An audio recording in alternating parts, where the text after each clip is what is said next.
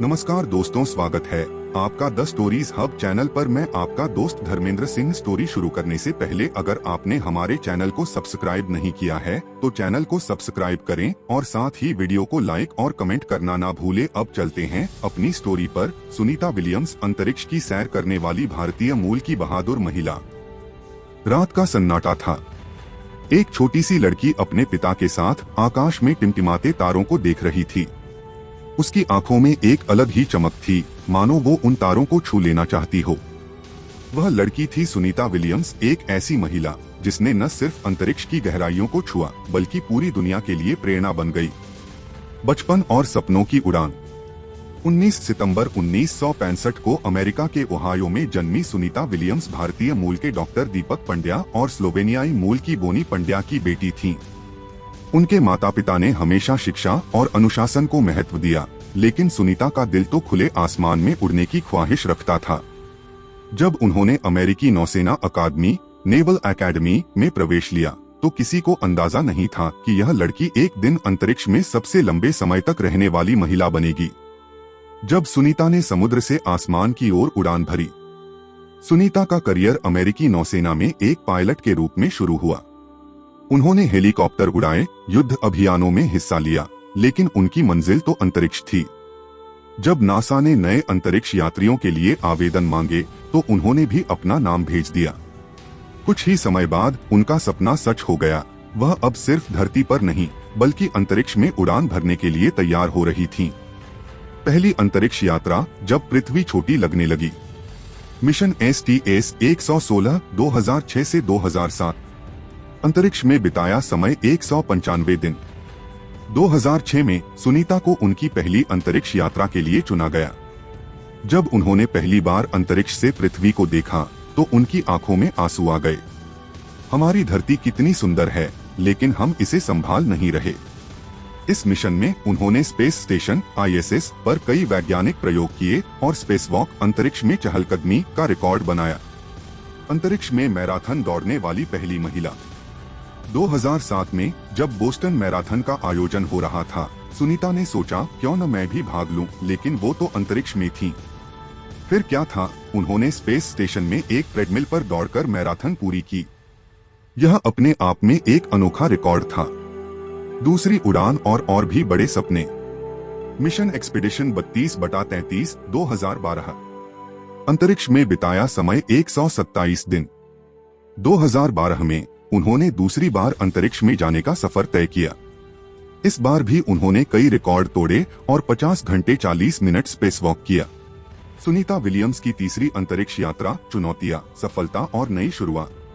5 जून 2024 Sunita Williams अपने साथी Butch Wilmore के साथ बोइंग स्टारलाइनर अंतरिक्ष यान से अंतर्राष्ट्रीय अंतरिक्ष स्टेशन ISS के लिए रवाना हुई। इस मिशन का मुख्य उद्देश्य ISS पर वैज्ञानिक शोध करना और नए उपकरणों का परीक्षण करना था। पहले यह मिशन सिर्फ 8 दिनों के लिए तय किया गया था। नासा और बोइंग इसे जल्दी पूरा होने वाला परीक्षण मिशन मान रहे थे, लेकिन अंतरिक्ष में हालात हमेशा उम्मीद के मुताबिक नहीं होते। ISS पर पहुंचने के बाद यान में तकनीकी खराबियां आ गईं। थ्रस्टर इंजन में दिक्कतें और अन्य सिस्टम से जुड़ी समस्याओं के कारण उनकी वापसी लगातार टलती रही। जो मिशन सिर्फ 8 दिन का होना था, वह 9 महीने लंबा हो गया। मिशन के लंबे हो जाने के बावजूद सुनीता और उनकी टीम ने इस समय का बेहतरीन उपयोग किया। उन्होंने कई महत्वपूर्ण काम किए, जिनमें ये प्रमुख थे। एक माइक्रोग्रेविटी शून्य गुरुत्वाकर्षण पर अध्ययन। अंतरिक्ष में गुरुत्वाकर्षण नहीं होता, जिससे मानव शरीर पर इसका असर होता है। सुनीता और उनकी टीम ने हड्डियों और मांसपेशियों पर पड़ने वाले प्रभावों का अध्ययन किया। इस रिसर्च से भविष्य में मंगल और चंद्रमा मिशन में जाने वाले अंतरिक्ष यात्रियों की मदद होगी। 2 नई तकनीकों और उपकरणों का परीक्षण। नए स्पेस सूट और ऑक्सीजन सिस्टम का परीक्षण किया गया। ऐसे नए उपकरण बनाए गए जो अंतरिक्ष यात्रियों की सुरक्षा और आराम को बेहतर बनाएंगे। 3 अंतरिक्ष यान की मरम्मत और सुधार। जब यान में तकनीकी दिक्कतें आईं, तो सुनीता और उनकी टीम ने वहीं रहते हुए उसकी मरम्मत की। इस अनुभव से नासा और बोइंग को भविष्य में बेहतर अंतरिक्ष यान डिजाइन करने में मदद मिलेगी। 9 महीने की मेहनत और चुनौतियों के बाद 19 मार्च 2025 को सुनीता और उनकी टीम ने ISS से वापसी की। इससे पहले स्पेसएक्स के फाल्कन 9 रॉकेट से नए अंतरिक्ष यात्री ISS पर पहुंचे, जिसके बाद स्टारलाइनर यान ने पृथ्वी की ओर उड़ान भरी। लोगों द्वारा पूछे जाने वाले सवाल, सुनीता विलियम्स की सैलरी कितनी है?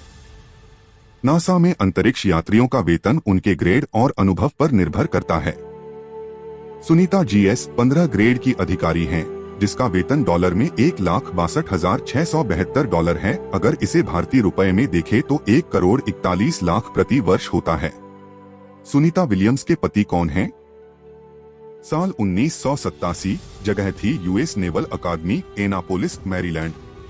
कैडेट्स की तेज कदमों की गूंज, आसमान में उड़ते हेलीकॉप्टर और अनुशासन से भरी जिंदगी। इसी माहौल में एक मुलाकात हुई, जिसने 2 जिंदगियों को हमेशा के लिए जोड़ दिया। एक तरफ थी सुनीता विलियम्स, जो भारतीय और स्लोवेनियाई विरासत को लेकर अपने सपनों की उड़ान भरने के लिए तैयार थीं। दूसरी तरफ थे माइकल जे विलियम्स, एक प्रतिभाशाली और समर्पित हेलीकॉप्टर पायलट। उनकी मुलाकात दोस्ती में बदली, दोस्ती से एक खास रिश्ता बना और फिर शुरू हुई एक खूबसूरत प्रेम कहानी। माइकल सिर्फ एक जीवन साथी ही नहीं, बल्कि सुनीता के सपनों के संरक्षक भी बने। उन्होंने हमेशा सुनीता के अंतरिक्ष में जाने के सपने को समर्थन दिया। जब सुनीता पहली बार अंतरिक्ष में गईं, तब माइकल ने उनके हर मिशन को न सिर्फ गर्व से देखा, बल्कि उनकी हिम्मत भी बढ़ाई। माइकल हिंदू धर्म को भी अपनाते हैं और अक्सर मंदिरों में जाते हैं।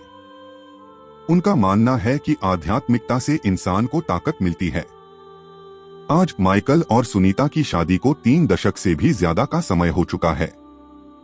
माइकल अब एक संघीय मार्शल के रूप में कार्यरत हैं और टेक्सास में एक पुलिस अधिकारी के रूप में सेवा दे रहे हैं। सुनीता अंतरिक्ष में नए रिकॉर्ड बना रही हैं और माइकल धरती पर उनके सबसे बड़े सपोर्टर बने हुए हैं। सच्चा प्यार वही होता है जो आसमान की ऊंचाइयों तक भी साथ बना रहे। क्या सुनीता विलियम्स के बच्चे हैं? नहीं, सुनीता विलियम्स के कोई बच्चे नहीं हैं। उन्होंने हमेशा अपने करियर और अंतरिक्ष मिशनों को प्राथमिकता दी है। हालांकि उन्हें पालतू कुत्तों से बहुत लगाव है और कई बार उन्होंने इंटरव्यू में अपने कुत्तों का जिक्र किया है। दोस्तों, सपनों की कोई सीमा नहीं होती है। ये बात हमें सुनीता विलियम्स की कहानी सिखाती है कि अगर आपके इरादे मजबूत हैं, तो न कोई सरहद आपको रोक सकती है और न कोई मुश्किल। उन्होंने साबित कर दिया कि अगर इंसान चाहे तो सितारों से भी आगे उड़ सकता है। दोस्तों, सुनीता विलियम्स के बारे में आपकी क्या राय है? कमेंट करके जरूर बताएं। मिलते हैं एक और नए वीडियो के साथ। अपना कीमती समय देने के लिए धन्यवाद।